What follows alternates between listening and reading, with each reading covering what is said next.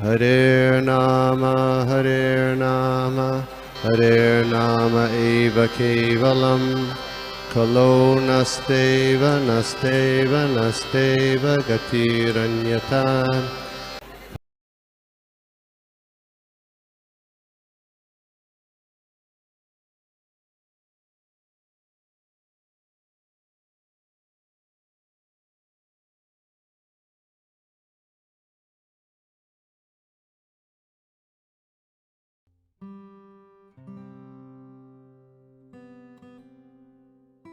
हरे कृष्णा.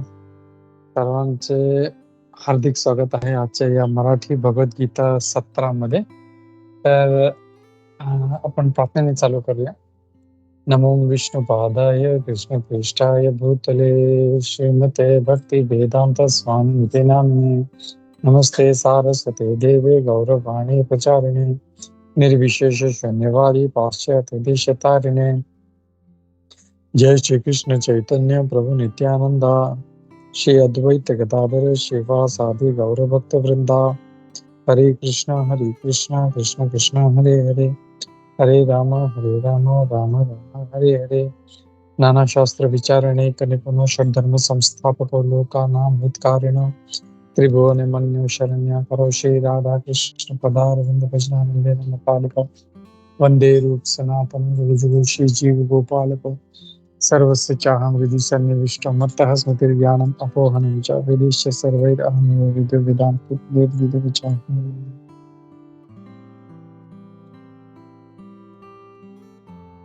हरे कृष्णा.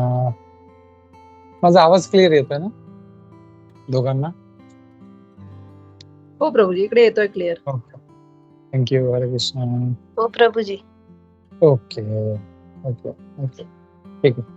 तर आज आपण पाहणार आहोत भगवद्गीतेचा 3रा अध्याय. आपण श्लोक नंबर 28 पर्यंत पाहिला होता. आज आपण श्लोक नंबर 29च्या पुढे आपण चालू करूया. तर जस्ट रिकॅप करण्यासाठी आपण मागच्या आठवड्यात काय पाहिलं होतं. आपण पाहिलं होतं मागच्या आठवड्यात की श्लोक नंबर 27 मध्ये भगवान जो खूप आसक्त आहे त्याच्याबद्दल सांगत होते, जो अटॅच्ड वर्कर आहे तो. आणि 28 मध्ये जो डिटॅच्ड वर्कर आहे, जो भगवंताचा भक्त आहे, कृष्ण कॉन्शियस आहे, जो आसक्त नाहीये आपल्या कर्मांशी, तो कसा वागतो, दोघांचं त्यांनी वर्णन केलं होतं 27 मध्ये आणि 28 मध्ये. आणि आता हा जो पूर्ण सेक्शन आहे भगवद्गीतेचा, हा जो भाग आहे याच्यामध्ये भगवान पूर्ण निष्काम कर्मयोग बद्दल सांगत आहे. तर आपण ते पण पाहिलं. तर कर्म म्हणजे काय, विकर्म म्हणजे काय, सकाम कर्म म्हणजे काय आणि निष्काम कर्म म्हणजे काय. तर हे आपण सगळे कन्सेप्ट पाहिले होते मागच्या आठवड्यामध्ये.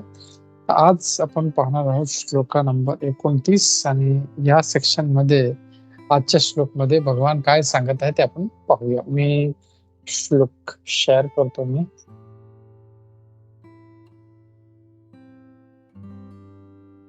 श्लोक नंबर 29. मी श्लोका वाचतो. हळूहळू कोणाला रिपीट करायचं तर रिपीट करू शकता. प्रकृते गुण सम्मूढा प्रकृते गुण सम्मूढा सज्जन्ते गुणकर्मसु सज्जन्ते गुणकर्मसु तान् कृष्णविदो मंदान् तान् कृष्णार्विदो मंदान् कृत्स्न भिन्न विचाल्यते. कृष्ण भिन्न विचार्यते. मी परत एकदा पूर्ण श्लोक म्हणतो. प्रकृते गुण सम्मूढा सज्जन्ते गुणकर्मसु सज्जन्ते गुण प्रकृते गुण सम्मूढा सज्जन्ते गुणकर्मसु तान् अकृत्स्नविदो मंदान् कृत्स्न भिन्न विचालयेत. तर आजच्या श्लोक मध्ये येते भगवान काय म्हणत आहे इथे आपण पाहूया. इथे भगवान श्लोक मध्ये सांगत आहेत की एक भौतिक प्रकृतीच्या गुणांनी मोहित झाल्यामुळे अज्ञानी लोक भौतिक कर्मात पूर्णपणे मग्न होतात आणि आसक्त होतात. पण असे कर्म करणाऱ्यांकडे ज्ञानाचा अभाव असल्यामुळे त्यांची कर्म जरी कनिष्ठ असेल तरी ज्ञानीजनांनी त्याला विचलित करू नये. तर इथे भगवान सांगत आहे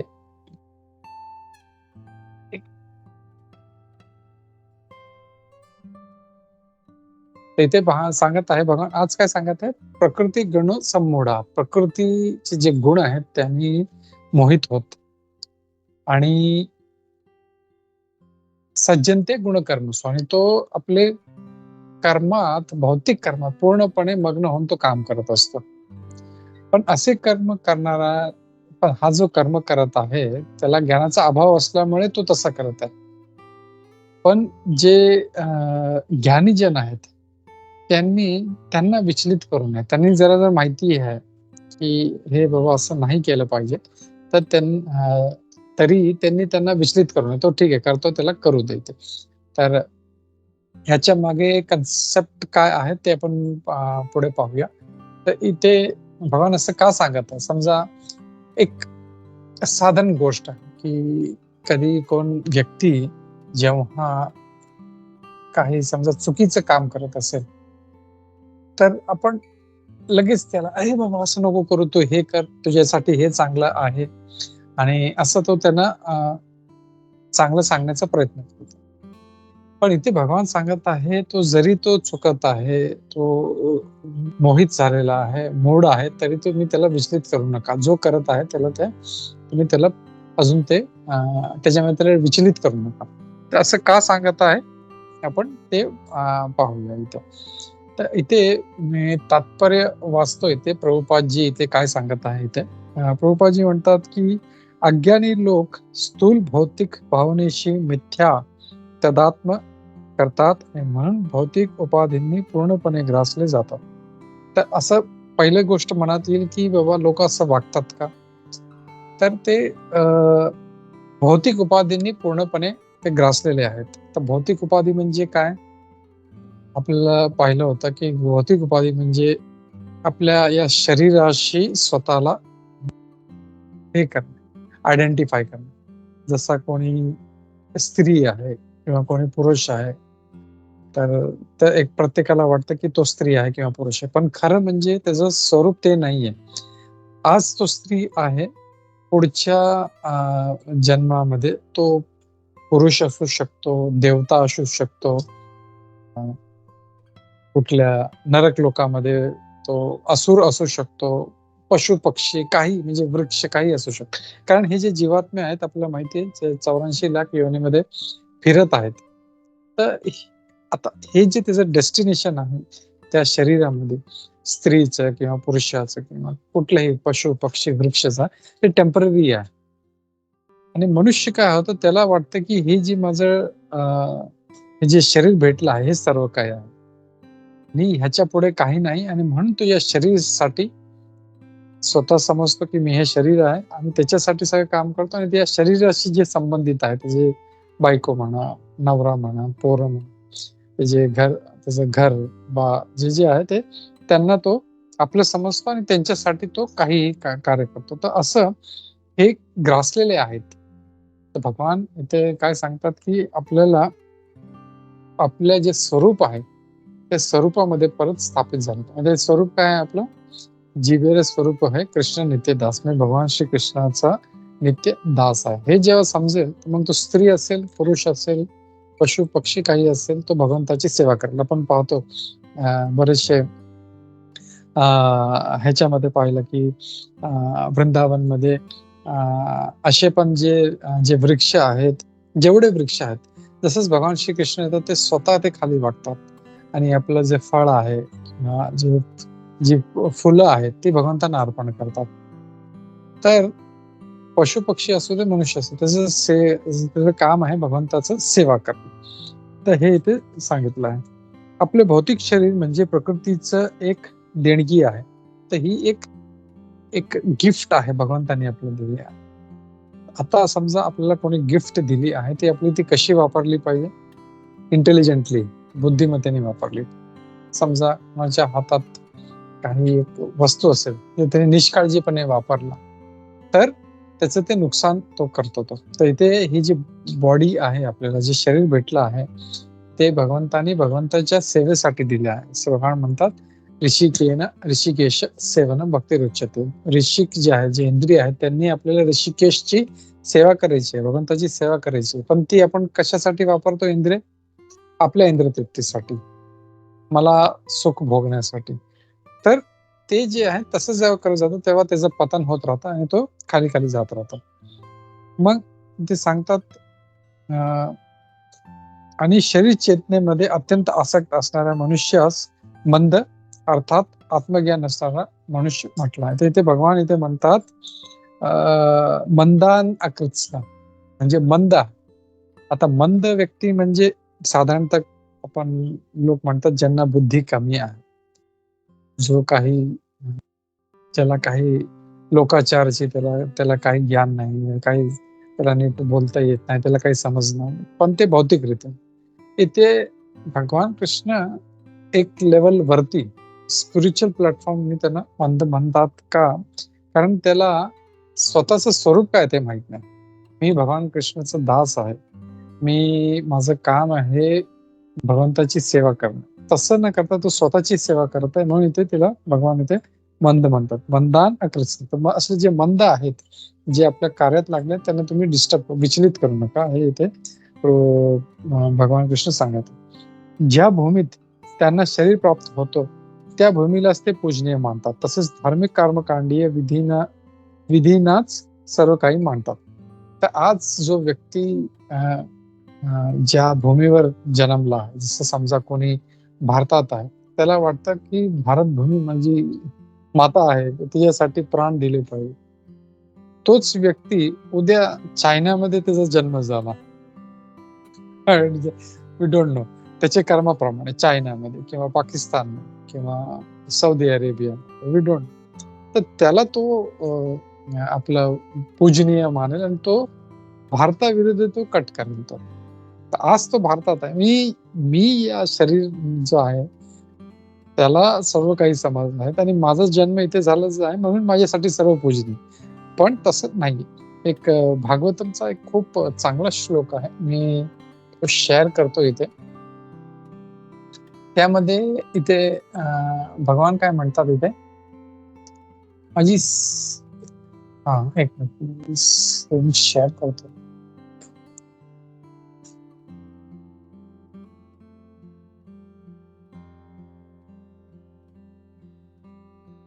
तर भागवतमच्या 10व्या स्कंदमध्ये 84 नंबर अध्यायामध्ये 13वा श्लोक आहे.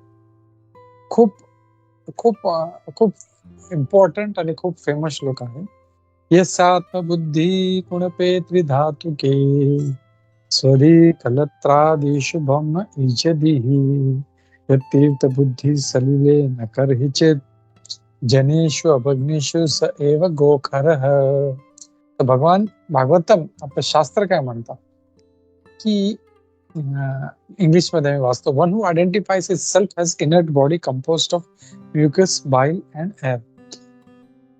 जो मनुष्य ह्या कफ पित्त वायूने बनलेला, हे जे त्रिधातू आहेत त्यांनी बनलेल्या शरीराला स्वतःशी त्याला कम्पेअर करतो की मीच जो आहे, मी हे समजत, मी स्वतःला भौतिक शरीर समजतो आणि त्यालाच सगळं काही समजत आहे. तसा व्यक्ती जो who assumes his wife and family are permanently his own, आणि त्याला असं वाटतं माझी बायको, माझी फॅमिली, माझी पोरं हे सगळे परमनंटली माझे आहेत. who thinks an earthen image or land of his birth is worshipable, ज्याला असं वाटतं की माझी भूमी जी आहे ती इज्जती, भौम्य इज्जती, माझी भूमी पूजनीय आहे माझ्यासाठी. and one who sees a place of pilgrimage as merely the water there.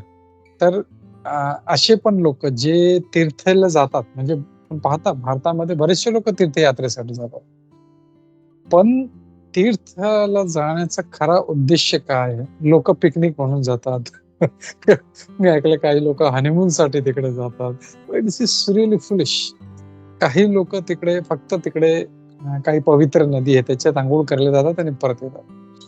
पण भागवतम काय सांगतं की ऍक्च्युअल तीर्थ जाण्याचा उपयोग तेव्हा होतो जेव्हा तो त्या तीर्थवरती जातो, तिथले जे साधू लोक आहेत, साधूगण आहेत, महात्मागण आहेत, त्यांच्याशी भेटतो, त्यांच्याशी बोलतो, त्यांच्या संग करतो आणि त्यांच्याकडून त्या पवित्र स्थळाबद्दल सगळं माहिती काढून घेतो. हे पवित्र स्थान का आहे, जसं वृंदावन आहे. तर वृंदावनमध्ये फक्त जाऊन मंदिरामध्ये घंटी मारली, नमस्कार केला आणि परत आलो, तीर्थयात्रा होत नाही. तिथे यमुनामध्ये आंघोळ करून परत आलं, तीर्थयात्रा होत नाही. खरं तीर्थयात्रा तेव्हा होईल जेव्हा आपल्या तिथले जे साधू आहेत त्यांच्याशी बसून आपण संग केला की बाबा हे जी वृंदावन जे स्थळ आहे हे साक्षात जे वैकुंठ जे आहे त्याच्यावरती जे गोलोक आहे, भगवान कृष्णाचं लोक आहे, वैकुंठाच्या वर आहे, त्याच्यामध्ये आणि या वृंदावन धाम मध्ये काही फरक नाही, सेम.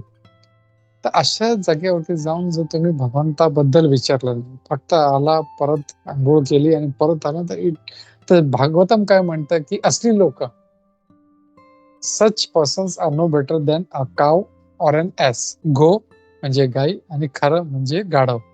तर अशी जी लोक आहेत, म्हणजे आता आपण जे डिस्क्राईब केलं, भागवतम एकदम स्ट्रेट, म्हणजे असं पॉइंट ब्लँक इन्फॉर्मेशन त्याच्यावरती देतात.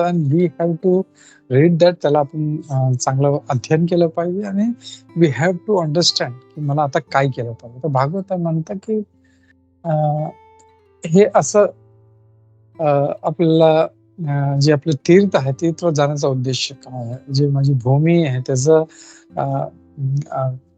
काय, माझं रिलेशन काय, माझं शरीर, माझं रिलेशन काय, भगवंताशी माझं रिलेशन काय, हे खूप इम्पॉर्टंट आहे समजणं. तर आपण जेव्हा अध्ययन करतो या जे आपले जे शास्त्र आहेत, तर आपल्याला हळूहळू समजू येत. जसं शाळेत जेव्हा पोरगा जातो त्याला काही माहित नसतं, पण जेव्हा तो हळूहळू जेव्हा अध्ययन करत जातो तेव्हा त्याला समजतं की हे आहे, सायन्स आहे, मग डायनॅमिक्स आहे, थर्मोडायनॅमिक्स आहे, म्हणजे जॉमेट्री, अल्जेब्रा, सगळं त्याला हळूहळू होतं. तसंच अध्ययन आपल्याला भगवद्गीतेचं, आपलं जे शास्त्र त्यांचं पण खूप अध्ययन केलं पाहिजे. त्याच्यामुळे आपला जो स्वभाव आहे तो मग हळूहळू आपण त्याच्यात, भगवान इथे मंद आहे, मंद, तर मंद पासून आपण हुशार होत राहू इकडे, असं इथे सांगितलं आहे. तर इथे पुढे इथे म्हणतात की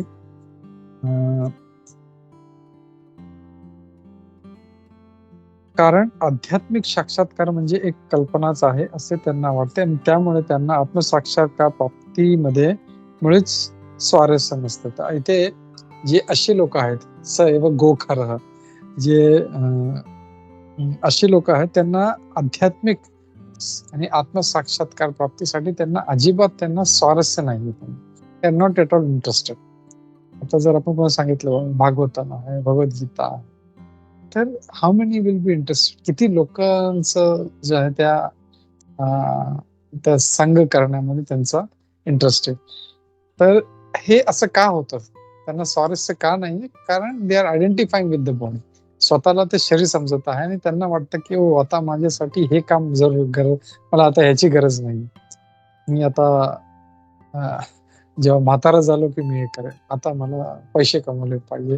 बट वी डोंट नो आपलं कधी लाईफ आपलं संपेल, म्हणजे नेक्स्ट क्षण आपल्याला भेटणार की नाही, वी डोंट नो. प्रत्येक क्षण आपल्याला, जसं शास्त्रामध्ये सांगितलं आहे, आपला मनुष्य देह हा खूप मूल्यवान आहे आणि भगवंताच्या सेवेसाठी वापरला पाहिजे. तर इथे असं सांगितलं आहे. मग पुढे म्हणतात, जे आध्यात्मिक जीवनात प्रगत झाले आहेत त्यांना भौतिकतेने ग्रासलेल्या अशा व्यक्तींना विचलित करण्याचा प्रयत्न करू नये. तर भगवान म्हणतात इथे त्यांना अजिबात प्रयत्न करू, जे करतात त्यांना करू द्या. का, ते आपण पुढे पाहूया. त्यापेक्षा त्यांना स्वतःचीच आध्यात्मिक कार्य शांतपणे करणे हेच उत्तम आहे. तर जे काय तो करत आहे त्याला ते करू द्या. आध्यात्मिक थोडंफार काय नाही, एक अगरबत्ती फिरवतो, ठीक आहे, फिरू द्या. अशा मोहित लोकांना अहिंसा आणि तत्सम सांसारिक परोपकारी करणे इत्यादींसारखी जीवनाची प्राथमिक भौतिक तत्वांमध्ये नियुक्त करणे उत्तम होय. तर त्यांना अहिंसा आणि तत्सम सांसारिक परोपकारी कर्म म्हणजे त्यांना थोडं बेसिक, बाबा अहिंसा करत आहे तर बाबा हिंसा करू नका तुम्ही. तुम्ही प्राण्यांची हत्या करता स्वतःचं पोट भरण्यासाठी, ते करू नका. बेसिक जे वस्तू आपण त्यांना सांगू शकतो आपण त्यांना. आणि जे तुमचे गृहस्थ जीवन जे काही जे आपलं आहे, जे कोण ब्रह्मचारी आहे तर त्याच्याप्रमाणे त्यांनी वागलं पाहिजे. कोण गृहस्थ आहे तर गृहस्थाप्रमाणे त्यांनी वागलं पाहिजे. पण त्याच्याशी रिलेटेड जे त्याचे जे कर्मे आहेत ते त्यांनी केली पाहिजे. मग अज्ञानी मनुष्यानं कृष्ण भावना भावित कर्माचा महत्व समजू शकत नसल्यामुळे भगवान श्रीकृष्ण आपल्याला सांगतात की आपण त्यांना विचलित करण्यामध्ये आपला मौल्यवान वेळ व्यर्थ दवडू नये. तुम्ही तुमचा टाइम वेस्ट करू नका, कारण तुम्ही किती सांगितलं तर ते तसंच करतील. So don't waste your time. त्यांना ते करू द्या, पण हळूहळू म्हणजे त्यांना आपण जर एक वैष्णव असतो, भगवंत सांगतात तुम्ही हे करू नका, पण वैष्णव जे आहेत ते खूप भगवंतापेक्षा जास्त दयाळू आहेत. म्हणून आपण पाहतो की जे चैतन्य महाप्रभू होते ते साक्षात स्वतः भगवान कृष्ण होते. त्यांनी जेव्हा सुरुवातीला राधाराणीला त्यांनी जेव्हा सगळ्या राक्षसांचा वध केला तेव्हा राधाराणी तू बोला, हे तू का मारतो ह्यांना, तू ह्यांना नको मार. बोला ठीक आहे, मी आता परत जेव्हा कृष्ण म्हणून येईल तेव्हा मी काही अस्त्र उचलणार. आणि आपण पाहतो की भगवान श्रीकृष्णाने एकही अस्त्र उचललं नाही. ते कधी असं म्हणजे भगवान रामचंद्र होते तेव्हा किती शत्रूंना त्यांनी आपल्या तीर कमांनी त्यांनी मारलं, किती राक्षस लोकांचा नाश केला. जेव्हा दंडकारण्यमध्ये होते तेव्हा मोठी आर्मी घेऊन ते काय त्याचं नाव राक्षस ते आले होते. त्यांनी एकट्याने भगवान सगळ्या राक्षसांना मार. तर भगवान बोलले राधाराणीला, ठीक आहे, मी जेव्हा भगवान कृष्ण म्हणून येईल तेव्हा मी हे कार्य करणार नाही असलं काय. आणि तरी पण त्यांनी काय केलं, अस्त्रशस्त्राने नाही मारलं, पण त्यांनी कोणाला जे बकासूर होतं त्याचं तोंड फाडून टाकलं, अघासूर होते त्याला मारलं, असं शस्त्र वापर. पण भगवान बोलले, परत राधाराणी बोलली, अरे बाबा तू शस्त्र उचलत नाही तरी तू राक्षस लोकांना मारतो, तसं नको करू. ते बोलले ठीक आहे. म्हणून ते बोलले मी आता जेव्हा चैतन्य महाप्रभू येईल तेव्हा त्यांनी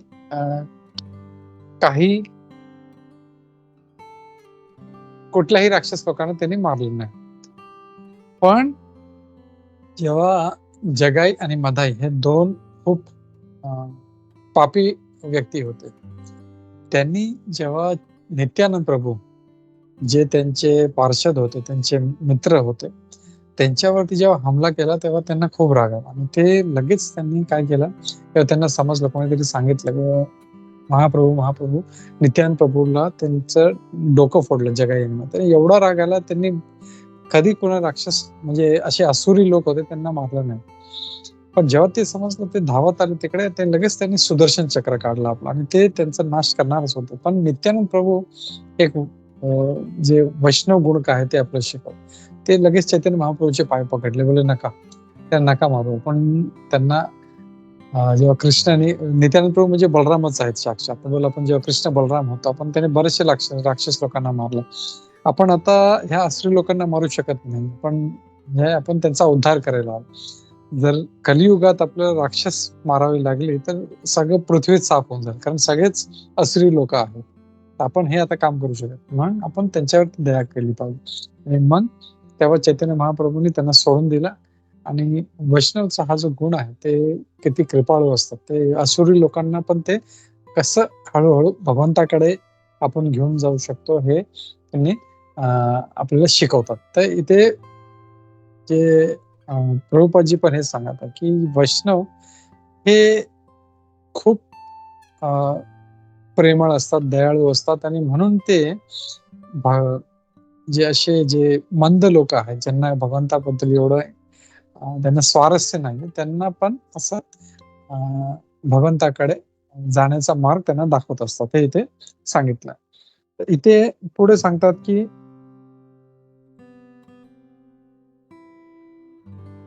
यास्तव ते सर्व प्रकारची संकटे पत्कारतात आणि अज्ञानी मनुष्याकडे जाऊन त्याला कृष्णा भावनाभावित कर्मांमध्ये संलग्न करण्याचा प्रयत्न करतात.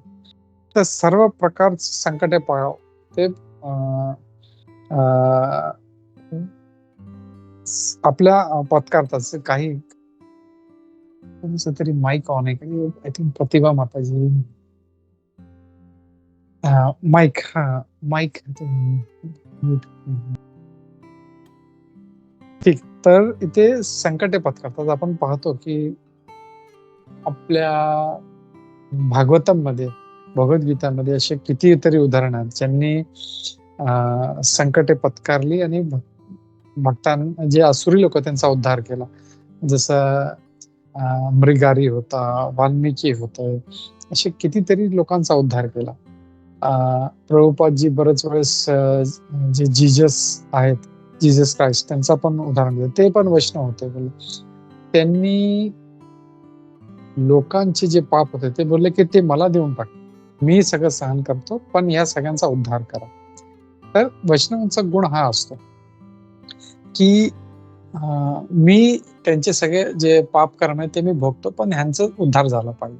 आणि म्हणून हे वैष्णव लोक असे ते सगळे संकट मग प्रल्हाद महाराजांनी किती संकट पत्कर, जेवढे पण जे भगवंताचे भक्त आहेत ते खूप संकटे आपल्या अंगावर घेतात आणि भगवंताचं जे नामस्मरणाचा प्रचार आहे ते करण्याचा प्रयत्न करतात. प्रभुपादजींनी बऱ्याचशा अशा देशात, जसं पाकिस्तान, आता आज जर पाहिलं इस्कॉन पाकिस्तानमध्ये आहे, इराण, इराक,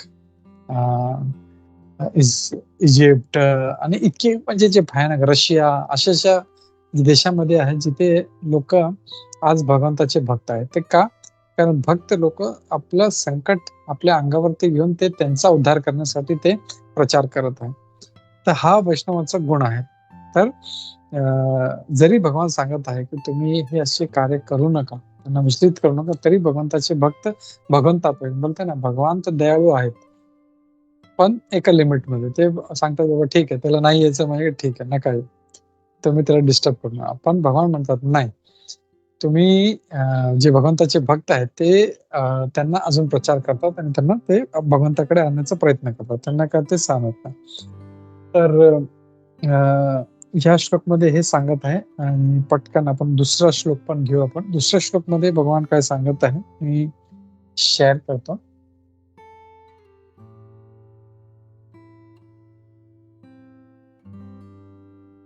श्लोक नंबर 30. मयि सर्वाणि कर्माणि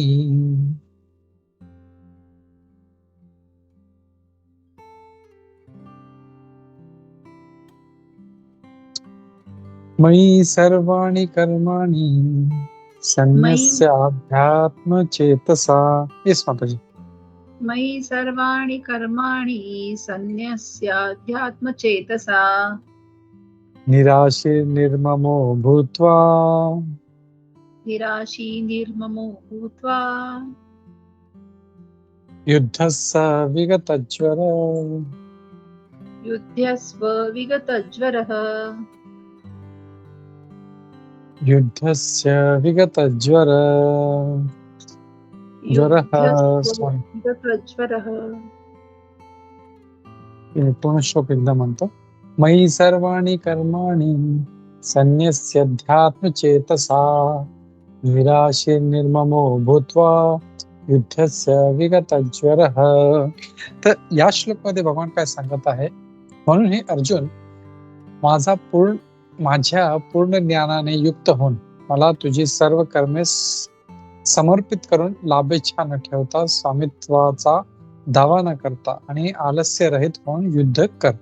येथे भगवान आता काय केलं पाहिजे ते सांगत आहे. भगवान आधी सांगितलं काय करू नका, आता काय करायचंय ते सांगत आहे. तर काय सांगत, माझ्या पूर्ण ज्ञानाने युक्त व्हा, म्हणजे माझ्या ज्ञानाने युक्त व्हा सांगत आहे. मग मला तुझी सर्व कर्म समर्पित कर, जे पण कर्म आहे ते भगवंताला समर्पित कर आणि लाभ इच्छा, त्याची इच्छा करू नको, लाभची इच्छा करू नको. मग स्वामित्वाचा दावा करू नको आणि आलस्य रहित, म्हणजे आळशीपणा न करता. म्हणजे भगवंताच्या भक्तामध्ये हे सगळे गुण असायला पाहिजे. सर्व कर्म भगवंताला समर्पित, दुसरं लाभची इच्छा नाही आणि स्वामित्वाचा दावाही करत नाही किंवा हे माझं आहे, हे माझं आहे. आणि असे पण नाही की ते भगवंताचे भक्त आहे म्हणून ते नुसते झोपून राहतात, असं पण नाही. आळस राहील.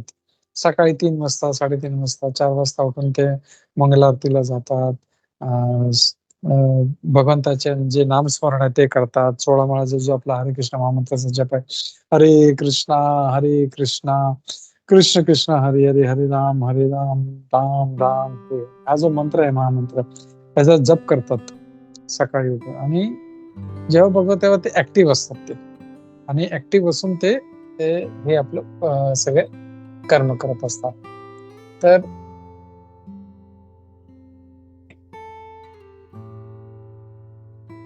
ऍक्टिव्ह असून आपले सगळे ते काम करत असतात. तर इथे काय सांगितलंय, निराशीर म्हणजे काही आशा करू नको, निर्मम स्वामित्वाचं हे करू नको, आणि आणि युद्ध कर. तर भगवान हे फक्त अर्जुनाला सांगत नाही, हे आपल्याला सांगत आहे. युद्ध कर म्हणजे अर्जुन क्षत्रिय होता म्हणून त्यांनी युद्ध केलं पाहिजे. आपण आपली जी कर्म आहे, आपल्या आता जे काही आपलं ज्या वर्णाश्रम मध्ये आहोत, गृहस्थ आहोत तर गृहस्थाप्रमाणे वागलं पाहिजे, पण ब्रह्मचारी तर ब्रह्मचार्याप्रमाणे वागलं पाहिजे, हे ते भगवान इथे सांगत आहे. तर मी पटकन तात्पर्य वाचतो इथे. प्रभुपादजी काय म्हणतात इथे, प्रभुपादजी म्हणतात, भगवद्गीतेचे प्रयोजन या श्लोकात स्पष्ट करण्यात आले आहे. तर भगवद्गीताचा उद्देश काय आहे, तो पूर्ण भगवद्गीतेचा उद्देश या श्लोकामध्ये सांगितलेला आहे.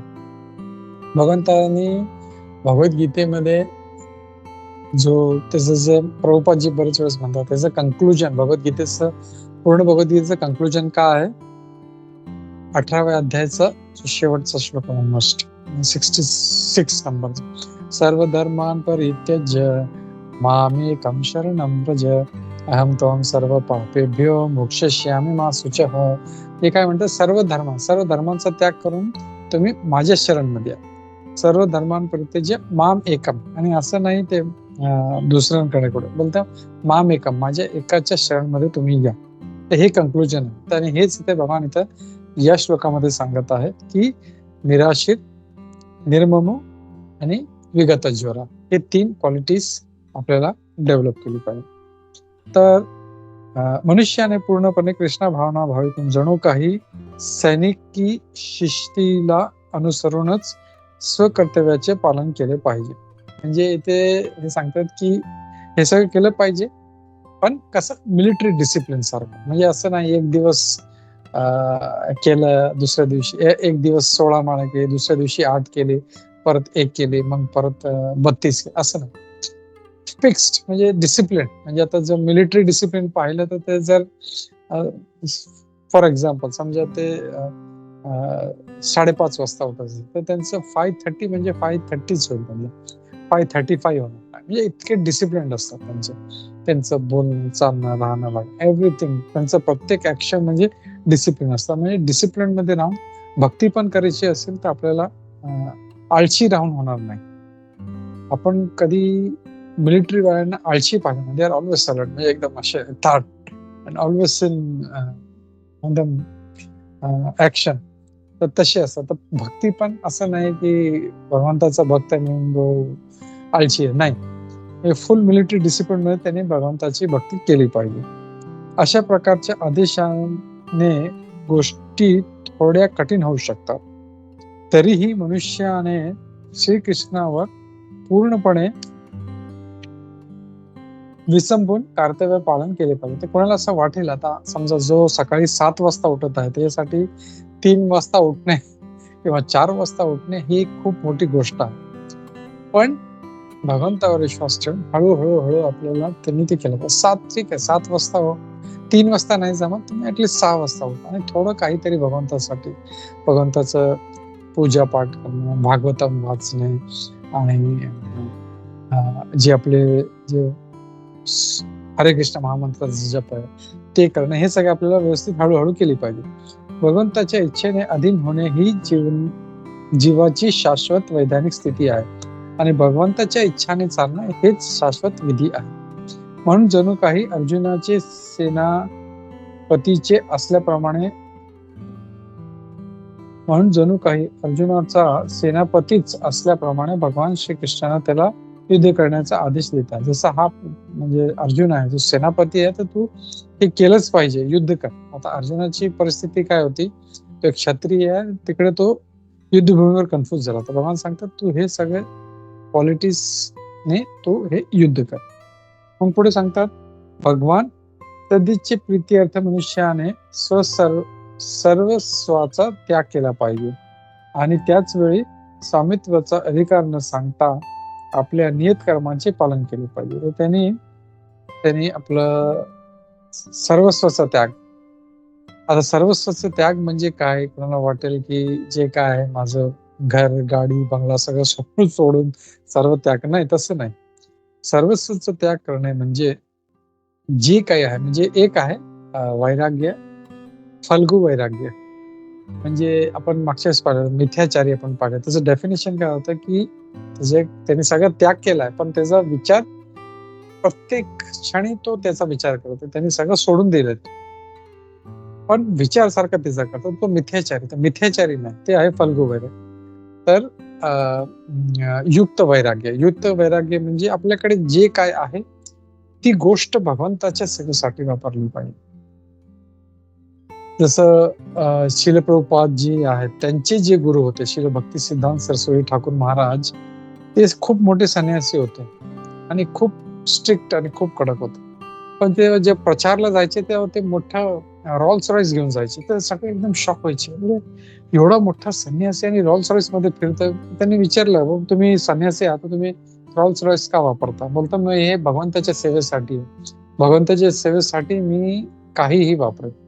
आणि प्रभुपादजी जर पाहिलं तर प्रभुपादजी पण जेव्हा अमेरिकाला गेले तेव्हा त्यांनी अमेरिकामध्ये जेवढे मॉडर्न मशीन्स होते, डिक्टाफोन, टाईपरायटर, बोल हे सगळे भगवंताच्या सेवेसाठी आहे. भगवंताच्या सेवेसाठी आपण काही वापरू शकतो. तर आपल्याकडे त्याचा त्याग नाही करायचा. तर युक्त वैराग्य म्हणजे नेहमी प्रत्येक गोष्ट आपलं जितका होईल म्हणजे 100% नाही तरी आपल्याला, आता समजा आपण 1% करतो, ऍटलिस्ट 5% किंवा 5% करतो, 10%, हळूहळू तो वाढवण्याचा प्रयत्न करतो. तर दॅट इज युक्त वैराग्य. कारण मनुष्य सगळं त्याग करून तो कधीही राहू शकत नाही. तर प्रत्येक गोष्ट आपल्याला भगवंताच्या सेवेमध्ये वापरली पाहिजे, हे ते इथे असं समजलं पाहिजे. मग इथे पुढे सांगितलं आहे भगवंत सर्व आत्म्यांचे आत्मा आहेत, म्हणून जो स्वतःचा विचार न करता पूर्णपणे परमात्म्यावर अवलंबून असतो, अर्थात जो पूर्णपणे कृष्ण भावना ओळखत असतो, त्याला अध्यात्म चेतस म्हटलं आहे. अध्यात्म चेतसा जो श्लोक आहे, संन्यास अध्यात्म चेतसा. अध्यात्म चेतस म्हणजे काय? इथे प्रभुपादजी सांगत आहे पूर्णपणे भगवंतावर अवलंबून आहे तो आणि पूर्णपणे कृष्ण भावना भावित आहे. तर असा जो व्यक्ती आहे तो अध्यात्म चेतस आहे. तर असे जे 2 श्लोक आहेत त्याच्यामध्ये आपल्याला पाहायला भेटतं की एक मध्ये सांगतात की आपल्याला काय नाही केलं पाहिजे, की जे असे मंद लोक आहेत त्यांना तुम्ही विचलित करू, डिस्टर्ब करू नका. आणि दुसऱ्या मध्ये सांगत आहे श्लोक नंबर 30 मध्ये निराशीर म्हणजे कुठली आशा करू नका, निर्मम हे माझं, मम म्हणजे हे माझं आहे, माझा, निर्मम आणि विगत ज्वर म्हणजे आळशीपणा करू नका. तर हे जर भक्तीमध्ये आपण जर हे क्वालिटीज डेव्हलप केली तर भक्तीमध्ये खूप पुढे जाऊ आपण. तर या संदेशावर मी इथे थांबतो आणि कोणाला काही प्रश्न असेल तर आपण घेऊ शकतो. हरे कृष्णा. भगवद्गीता यथारूप की जय, श्री प्रभुपाद की जय. हरे कृष्णा.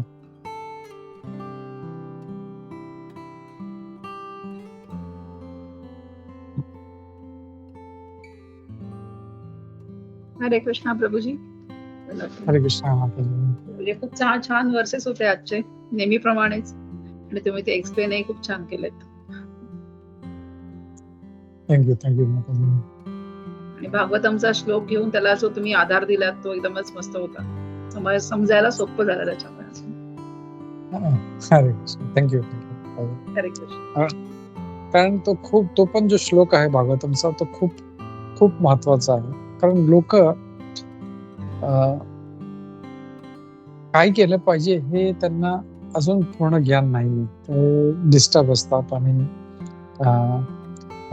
तीर्थयात्रेवरती पण जातात, पण त्यांच्या जीवनात कधी म्हणजे किती लोक आहेत तीर्थयात्रेवर, पण जीवनात कधी बदल येत नाही. परत आले की परत नॉनव्हेज. काही लोक तर तीर्थयात्रेवरती असताना नॉनव्हेज खातात, which is very very horrible. मला खूप वाईट वाटतं की तीर्थयात्रेवरती काही लोकांना मी ऐकलं ते हनीमून साठी जातात, पण ती जी पवित्रता आहे त्या जागेची, ती आध्यात्मिक जागा आहे, तर त्याला किती आपण आदर दिला पाहिजे, कारण ते भगवंताचं स्थळ आहे.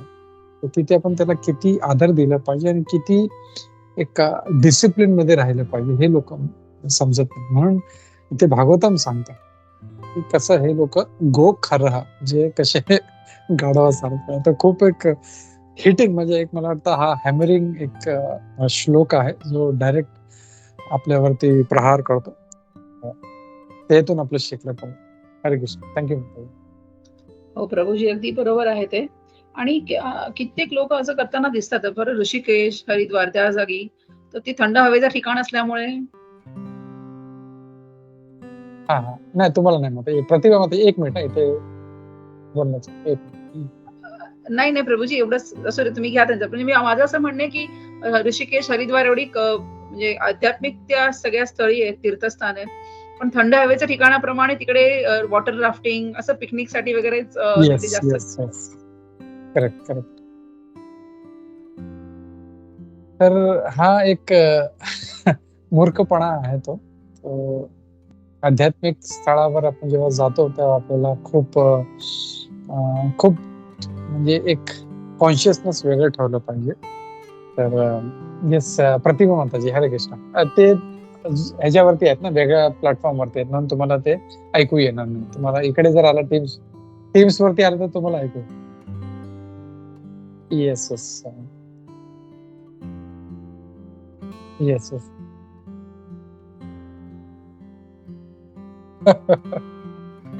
अच्छा अच्छा, हरे कृष्ण. प्रतिभा माताजी विचारत आहे की कांदा लसूण काय केलं पाहिजे, कांदा लसूण बद्दल काय म्हणतात. तर आपण जर पाहिलं खरं म्हणजे, तर आपले जे पूर्वज होते आधी, ते कधी कांदा लसूण वगैरे ते खात नव्हते.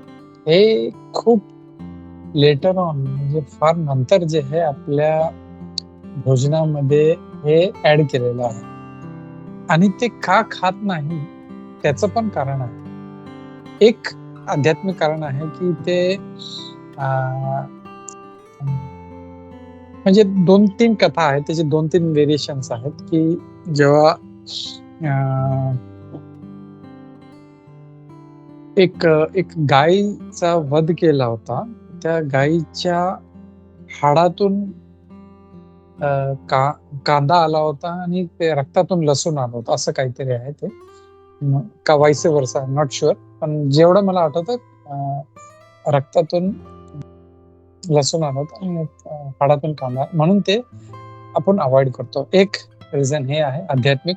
दुसरं आध्यात्मिक कारण हे आहे की आपल्याला ते तमोगुणी बनतं. आपल्याला जर इवन म्हणजे आध्यात्मिक रूपे आपल्याला भक्ती तर करायचीच आहे, पण इव्हन मटेरियली आपल्याला जर पुढे प्रगती जर करायची असेल तर तमोगुणी होऊन राहून चालणार नाही.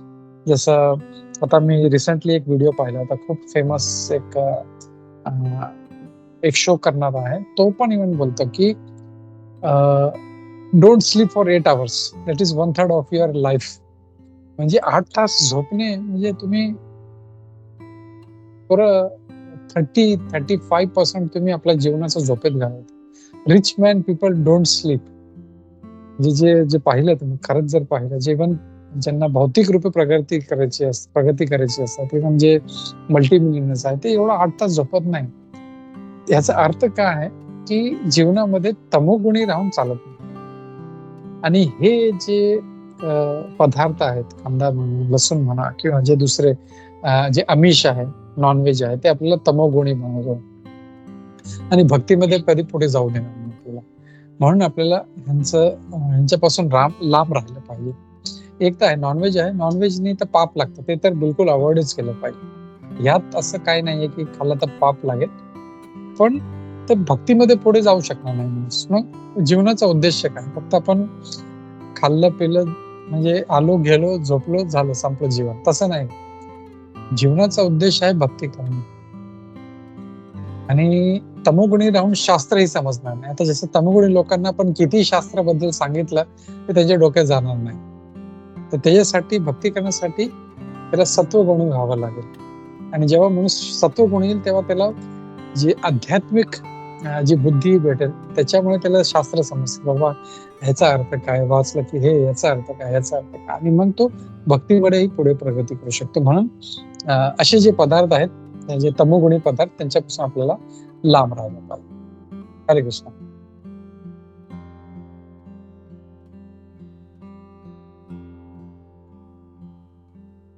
नाही, ओके. मी त्याचं पण हे पण बरेचसे असे प्रश्न, जसं प्रतिभा माताजी इथे सांगत आहे की जे राहूची एक स्टोरी आहे, आपल्याला माहिती असेल.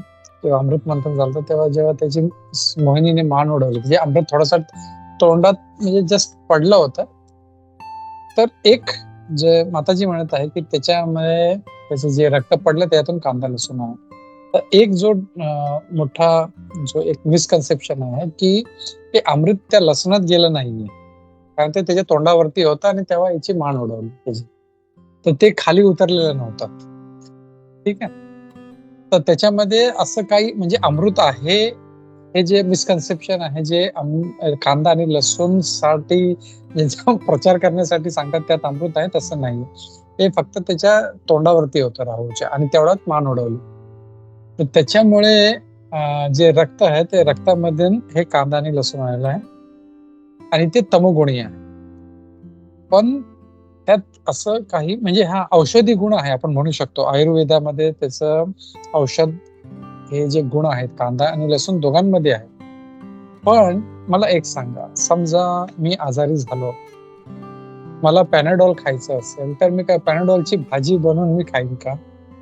एक सिंपल एक गोळी असेल, एक आपण ती खातो. पण आज लोक भरून भरून ते मिसळ म्हणा किंवा प्रत्येक गोष्टीमध्ये कांद्याची भजी बनवून खातात. That is too much. हा, कोणाला काही प्रॉब्लेम आहे तेव्हा तुम्ही थोडस एक दवा म्हणून जातो, ते पॅनाडॉलची भाजी बनवून तुम्ही खाऊ नका. मला हे म्हणायचं, don't take too much over. म्हणजे प्रत्येक गोष्टीचं जेव्हा ओव्हर करतो त्याचं ते नुकसान होतं.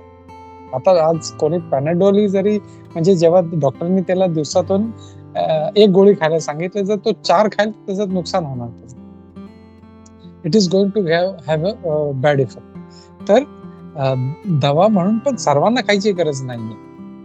आता तुम्ही एक उदाहरण सांगता, मी तुम्हाला हजारो उदाहरण देऊ शकतो जिथे मुलं लहानपणापासून कांदा आणि लसूण, माझी मुलं दोन्ही पण, म्हणजे पोरगा पण पोरगी पण, लहानपणापासून मी जवळजवळ 19-20 वर्षापर्यंत मी नॉनव्हेज आणि कांदा लसूण खात होतो. पण माझी पोरं लहानपणापासून म्हणजे जन्मल्यापासून त्यांनी कधी खाल्लं नाही, and they are very healthy. आणि असे नाही म्हणजे तुम्ही एक सांगताय नाही कारण प्रॉब्लेम, पण असे मी तुम्हाला हजारो मुलं दाखवतो. मी इस्कॉन मध्ये जेवढी मुलं आहेत and they are perfectly fit and fine, त्यांना काही त्रास नाही. प्लस भक्तीमध्ये ते इतके इंटेलिजंट आहे. जसं मी तो मुलाचा व्हिडिओ पाठवला होता ग्रुपमध्ये, लहानपणापासून किती छोटासा बाळ आहे तो, म्हणजे हे आज त्याचा व्हिडिओ आहे, पण मला वाटतं मागच्या 3-4 वर्षापासून, खूप लहान असतानापासून त्याचे व्हिडिओ येतात. तर भक्तीमध्ये किती प्रगत आहे तो, म्हणजे त्यासारखं म्हणजे तो जप करतो रोज 16 माळा, भगवद्गीता वाचतो, त्याला श्लोक माहिती आहे. कोण त्याला प्रश्न विचारायला की तो लहान बाळ, तो मला वाटतं किती 4-5 वर्षाचा बाळ असेल, पण तो लगेच उत्तर देतो फटकन त्याला, तुम्ही असं नको करा, तुम्ही हे करा, भगवान भगवद्गीतामध्ये हे सांग.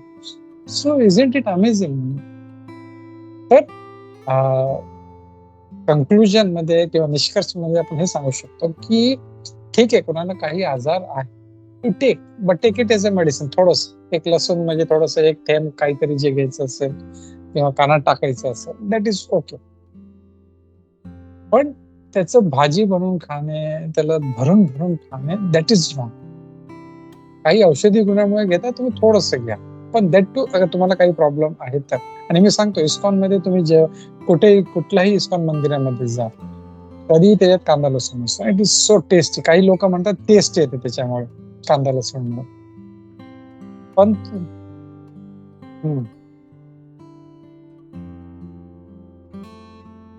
Once in a blue moon, once in ठीक आहे म्हणजे, पण त्यासाठी पण मेडिसिन्स आहे. म्हणजे तुम्ही आता मला काय म्हणायचं, काही लोक कांदा लसूण खायचे म्हणून ते एक एक्सक्यूज देतात, मला मला हा आजार आहे. त्यासाठी मेडिसिन्स आहेत, कारण आपल्याला भक्तीमध्ये पुढे जायचंय. असं नाहीये की कांदा लसूण खाऊनच माझा आजार ठीक होणार आहे. त्यासाठी भरपूर दुसरे पण सप्लिमेंटरी आहेत, दुसरे काय म्हणतात त्याला, काहीतरी दुसरे रिप्लेसमेंट आहेत, ते घेऊ शकतो. पण काही लोकांना कांदा लसूणच खायचे म्हणून ते बोलतात नाही मला हा आजार आहे, मी कांदा लसूण खाल्लं तर बरं होईल. पण you can take supplements, you can take replacements. तुम्हाला भक्तीमध्ये पुढे जर नाही जायचं आहे तर इट इज ओके. पण जर भक्ती करायची असेल आपल्याला, तर आपल्याला हे तमोगुणी जे पदार्थ आहेत ते सोडावं लागेल, नाहीतर आपल्याला पुढे जाता येणार. हरे कृष्ण, हरे कृष्ण. थँक्यू प्रतीक माताजी, खूप चांगला आणि खूप महत्वपूर्ण प्रश्न विचारला. हरे कृष्ण.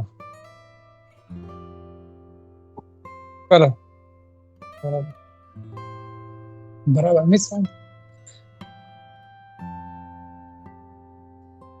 Yes yes. आणि जर आपण पाहिलं, इव्हन पाकिस्तानमध्ये, इराकमध्ये, इराणमध्ये, सौदी अरेबियामध्ये बरेचसे असे मुस्लिम भक्त आहेत जे आधी इस्लाम धर्माचा पालन, आज ते वैष्णव आहेत. कझाकिस्तानमध्ये माझी एक गुरु बहीण आहे जी कझाकी मुस्लिम होती, तिचे वडील एक मुल्लाजी आहे तिकडे कझाकिस्तानमध्ये. ती आज म्हणजे इतकी वैष्णव आहे, म्हणजे मला वाटतं 16-17 वर्षापासूनच तिने सगळं सोडून दिलं. तर इतके वर्षापासून जी आज जी भक्ती करत आहे, पुढे अजून जवळजवळ 20 वर्ष काहीतरी भक्ती करत आहे, तर त्यांना काही त्रास नाही आणि किती भक्तीमध्ये प्रगत आहे. आपण जर पाहिलं, वृंदावनला गेलो, मायापूरला गेलो, असे पवित्र स्थळी गेलो, तर हे सगळे भक्ती किती, आपण तरी विचार करतो की मी धोती घालू की नको, मी साडी घालू की नको, किंवा मी हे शिखा ठेवू की नको, तिलक लावायला पण विचार करतो. पण हे लोक भक्त एकदा त्यांना समजलं की हा एक मार्ग आहे, ते सगळं सोडून त्या मार्गावरती एकदम फोकसपणे लागतात. जसं प्रभुपादजी म्हणतात डिसिप्लिन, मिलिटरी डिसिप्लिन, तसं आपल्याला ते मिलिटरी डिसिप्लिन आणल्याशिवाय आपल्याला ते भक्तीमध्ये पुढे जाता येणार नाही. हरे कृष्ण. तर धन्यवाद खूप खूप प्रतिम माताजी. हरे कृष्ण, हरे कृष्ण. ठीक आहे, चला अजून कोणाचे काही प्रश्न नसेल तर आपण थांबूया इथे आणि पुढच्या गुरुवारी आपण भेटूया. हरे कृष्ण. भगवद्गीता यथारूप की जय, श्रील प्रभुपाद की जय, इस्कॉन गुरुवृंद की जय. वांछा कल्पतरुभ्यश्च कृपा सिंधुभ्येव च पतितानां पावनेभ्यो वैष्णवेभ्यो नमो नमः. अनंत कोटि वैष्णव की जय. हरे कृष्णा. थँक्यू. हरे कृष्ण प्रभूजी, थँक्यू. हरे कृष्ण. मीटिंग क्लोज करतो मी इथे. हरे कृष्ण.